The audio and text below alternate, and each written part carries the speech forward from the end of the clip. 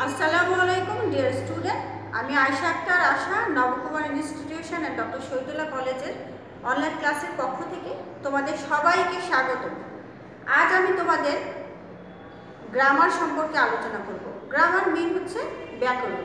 আমরা যেমন বাংলা ব্যাকরণ পড়ি তেমন ইংরেজিতেও ব্যাকরণ শব্দটি ব্যবহার করা হয়, সেটা হচ্ছে গ্রামার। তাহলে আজ আসো আমরা গ্রামার সম্পর্কে কি বিষয়ে আলোচনা করব সেটা বোর্ডে দেখে নিই। আজকে আমরা গ্রামারের সেন্টেন্স সম্পর্কে আলোচনা করব। সেন্টেন্স মিন হচ্ছে বাক্য। বাক্য মানে হচ্ছে কি কথা, অনেকগুলো কথা মিলিয়ে একটা বাক্য তৈরি হয়। এই বাক্যর সেন্টেন্সে যাওয়ার আগে আমি তোমাদের কিছু পূর্বের যে সেন্টেন্সের আগে যে বিষয়গুলো থাকে, যে সেন্টেন্স হওয়ার আগে যে বিষয়গুলো থাকে সে বিষয়ে আলোচনা করব। যেমন ধরো, সেন্টেন্সে আমরা প্রথমে কি স্মল লেটার, ক্যাপিটাল লেটার, বড় হাতের এবিসিডি, ছোট হাতের এবিসিডি, এভাবে আমরা প্রথম থেকে শুরু করি। এ থেকে জেড পর্যন্ত একবার স্মল লেটার, একবার হচ্ছে ক্যাপিটাল লেটার। এটা হচ্ছে লেটার। লেটার মিন হচ্ছে কি বর্ণ বা অক্ষর। এই বর্ণ বা অক্ষর যখন একসাথে হয়ে একটা অর্থ হয় তখন হয় ওয়ার্ড। ওয়ার্ড মিন হচ্ছে কি শব্দ। ওয়ার্ড মিন হচ্ছে শব্দ। কতগুলো শব্দ যখন মিলিত হয়ে একসাথে মিলিত হয়ে যখন একটা অর্থ প্রকাশ করে তখনই হয় সেন্টেন্স। তাহলে আসো আমরা এখানে একটু বোর্ডের দিকে তাকাই। এখানে আমি লিখেছি গোস হি হোম। এখানে গোস যাওয়া, হি অর্থ সে, হোম অর্থ বাড়ি, কিন্তু এখানে প্রত্যেকটা আলাদা আলাদা একটা শব্দ হয়েছে। দেখো, no have I pen, rice we eat, rice we eat. এখানে দেখো কিছুটা গোস যায় সে বাড়ি, না আছে আমার কলম, ভাত আমরা কি ইট অর্থ কি খাওয়া। তাহলে আমরা কি এলোমেলো হয়ে যাচ্ছে না এই কথাগুলোকে? তাহলে এগুলো ওয়ার্ড হচ্ছে কতগুলো, কারণ ওয়ার্ডের আমরা সংজ্ঞা পড়েছি কি ওয়ার্ড হতে গেলে আমাদেরকে কতগুলো লেটারের সমষ্টি হতে হবে এবং লেটার হবে এবং অর্থ থাকতে হবে। এবং গোস অর্থ যাওয়া, এটা একটা কতগুলো GOES, এখানে লেটারের সমন্বয়ে একটা অর্থ প্রকাশ করেছে।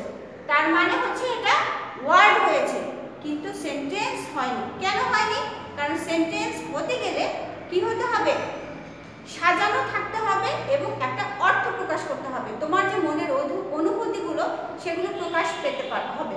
যদি প্রকাশিত না হয় তাহলে সেটা সেন্টেন্স হবে না।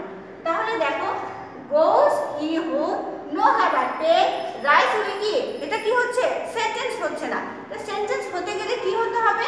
সেন্টেন্স হতে গেলে, একটা সার্থক সেন্টেন্স হতে গেলে আমাদের কি করতে হবে? গ্রুপ অফ ওয়ার্ডস, একগুচ্ছ শব্দ থাকতে হবে। হ্যাঁ, এগুলোতে একগুচ্ছ শব্দ আছে, কিন্তু অর্ডার অফ দ্য ওয়ার্ডস, শব্দগুলি শৃঙ্খলা থাকতে হবে। এগুলো কি শৃঙ্খলাবদ্ধভাবে আছে, সাজানো আছে? সাজানো নেই। তার মানে কি এগুলো ওয়ার্ড হয়েছে, সেন্টেন্স হয়নি। আপ কমপ্লিট সেন্স, একটা অর্থ প্রকাশ করতে হবে। এগুলো কি অর্থ হয়েছে? হয়নি। তার মানে কি সেন্টেন্স হতে গেলে আমাদের কি হতে হবে? শব্দ থাকতে হবে এবং যেগুলো শব্দগুলো থাকবে সেগুলো সাজানো থাকতে হবে এবং সেগুলোর একটা অর্থ প্রকাশ করতে হবে এবং মনের যে অনুভূতিগুলো সেজন্য আরেকজন যেন বুঝতে পারে সেভাবে প্রকাশিত হতে হবে। তাহলে কি হবে? সেন্টেন্স বা বাক্য হবে। তাহলে আমরা দেখি এখানে সেন্টেন্স হতে গেলে আমাদের কি করতে হবে? আমরা এখান থেকে এই অংশ থেকে আমরা কি পাই? সংজ্ঞাটা পেয়ে যাই। সংজ্ঞাটা হচ্ছে a sentence is a group of words. বাক্য হচ্ছে কতগুলো ওয়ার্ডের সমন্বয় that are arranged in a way to provide a complete sense or meaning. তার মানে অ্যারেঞ্জ মানে কি ওয়ার্ডগুলো সাজানো হতে হবে এবং সেই সাজানোগুলো দিয়ে বোঝানোর জন্য একটা অর্থ প্রকাশ করতে হবে বা অনুভূতি প্রকাশ করতে হবে, তাহলেই সেটা সেন্টেন্স হবে। তার মানে কি আমাদের এই সেন্টেন্সগুলো হয়নি। তাহলে আমাদের সেন্টেন্সগুলো আমরা কিভাবে সাজাবো? দেখো, তাহলে সেন্টেন্স হতে গেলে আমাদের কি করতে হবে? প্রথমে আমাদের সাবজেক্ট নিতে হবে, কারণ আমি এখানে লিখিয়ে রেখেছি সাবজেক্ট ভার্ব অবজেক্ট। তাহলে আমার সাবজেক্ট নিতে হবে হি, তারপর কি গোস, তারপর হোম। তাহলে হি গোস হোম। এখানে দেখো নো হ্যাভ আই পেন, তাহলে কি সাবজেক্ট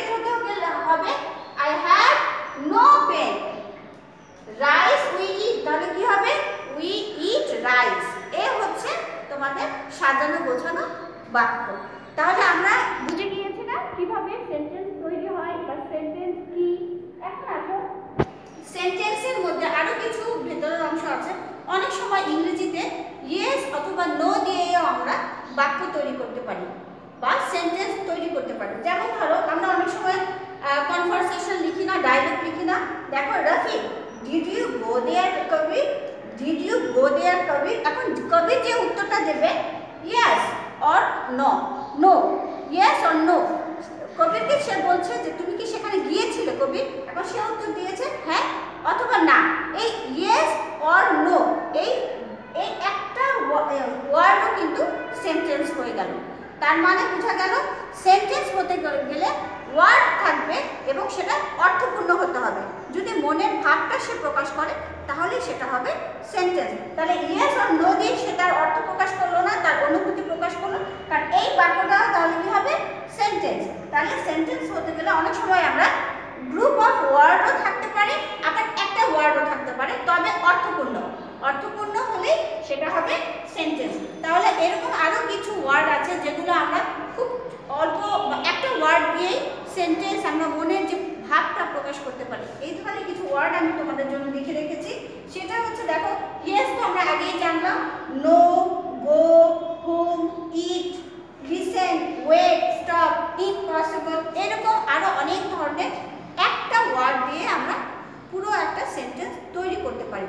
তাহলে সেন্টেন্স হতে গেলে গ্রুপ অফ ওয়ার্ডও লাগবে, সেন্টেন্স হতে গেলে একটা সাজানো গোছানো থাকতে হবে, এবং সেন্টেন্স হতে গেলে কি করতে হবে অর্থ বা অনুভূতি প্রকাশ করতে হবে।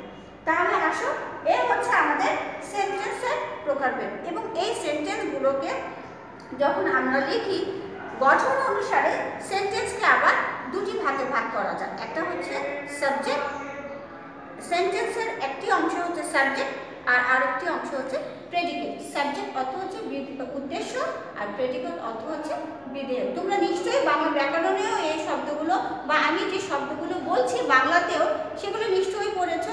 একই গ্রামারে ইংলিশ কিছুটা ভিন্ন হতে পারে, কিন্তু বাংলা ব্যাকরণ ইংলিশ গ্রামার একই সে। তোমরা বাংলা বুঝলে দেখা যাবে ইংরেজিও তোমাদের কাছে সহজ হয়ে যাচ্ছে। তাহলে দেখো এই কারণেই কিন্তু আমি বাংলা এবং ইংরেজি দুটো মিলিয়েই বলছি যাতে তোমাদের সুবিধা হয়।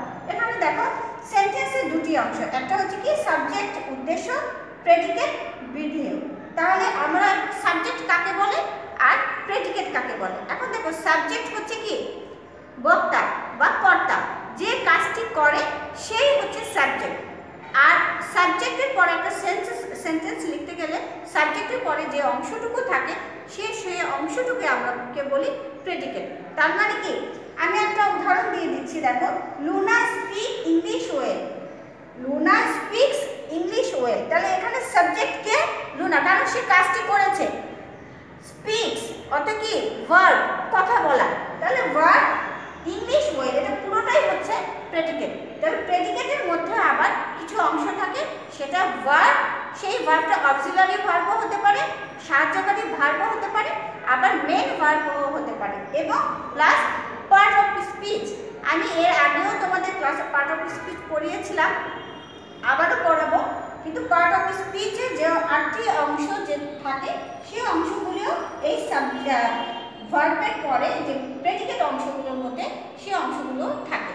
তার মানে ভার্ব হচ্ছে যে কাজটি করে, আর প্রেডিকেট হচ্ছে সাবজেক্ট বা কর্তা যে কাজগুলো করে সেটাই হচ্ছে প্রেডিকেট। তার মানে ভার্ব হচ্ছে সাবজেক্ট হচ্ছে যে করে, আর যা প্রেডিকেট হচ্ছে যা করে। কে করে? সাবজেক্ট করে।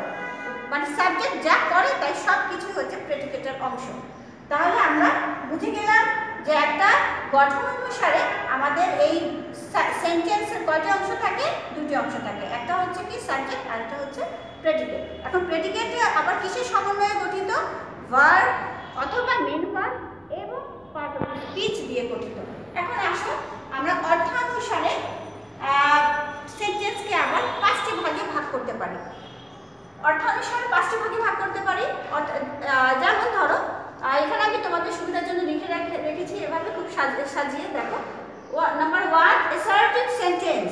অ্যাসার্টিভ সেন্টেন্স মিন হচ্ছে বিবৃতিমূলক বাক্য বা সাধারণ বাক্য বা স্বাভাবিক যে বাক্য, যে বর্ণনামূলক যে বাক্যগুলো।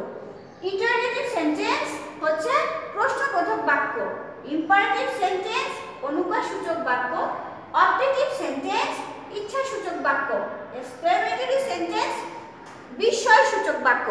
এই যে 5টি বাক্য রয়েছে এগুলো অর্থ অনুসারে সেন্টেন্সকে 5 ভাগে ভাগ করা হয়েছে।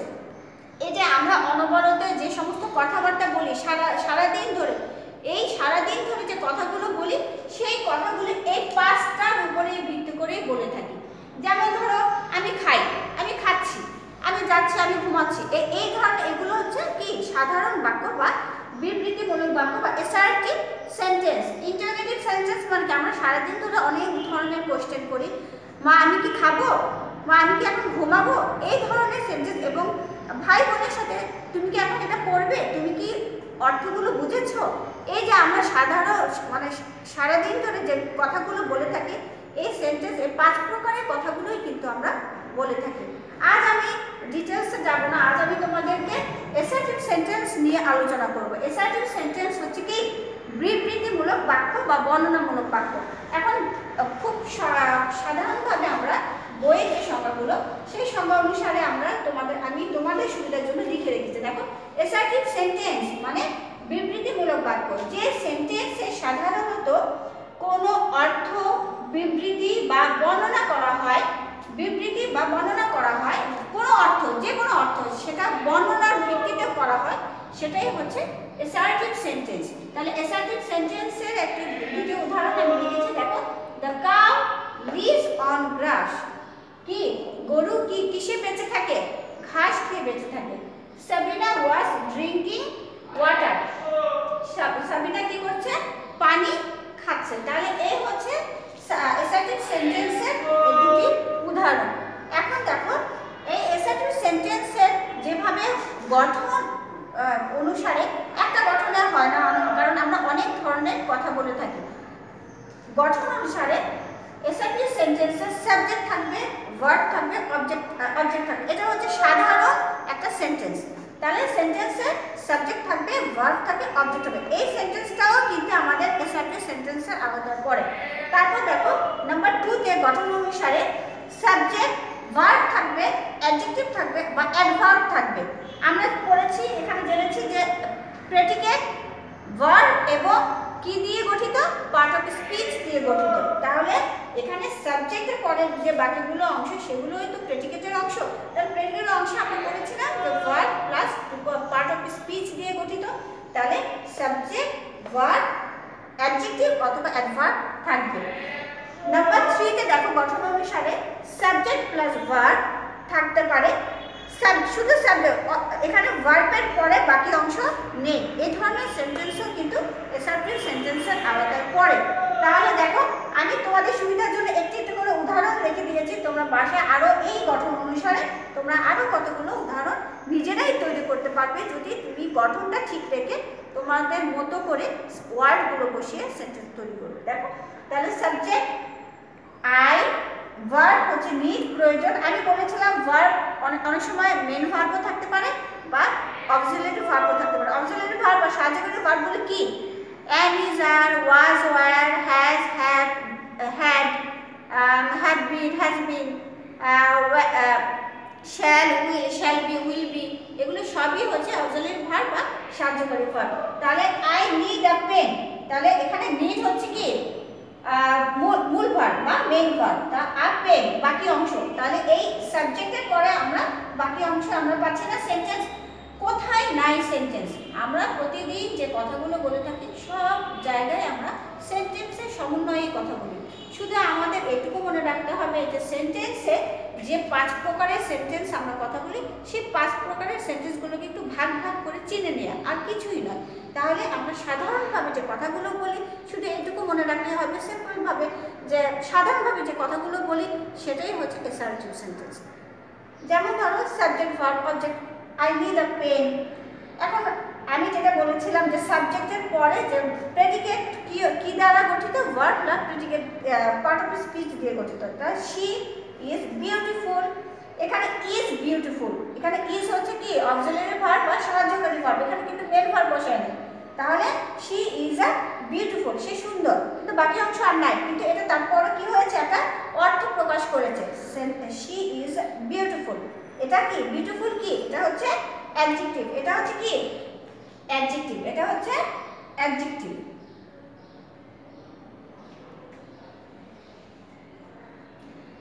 she walks slowly, সে হাঁটে, কিভাবে হাঁটে, আস্তে আস্তে হাঁটে, তাহলে এটা হচ্ছে কি অ্যাডভার্ব।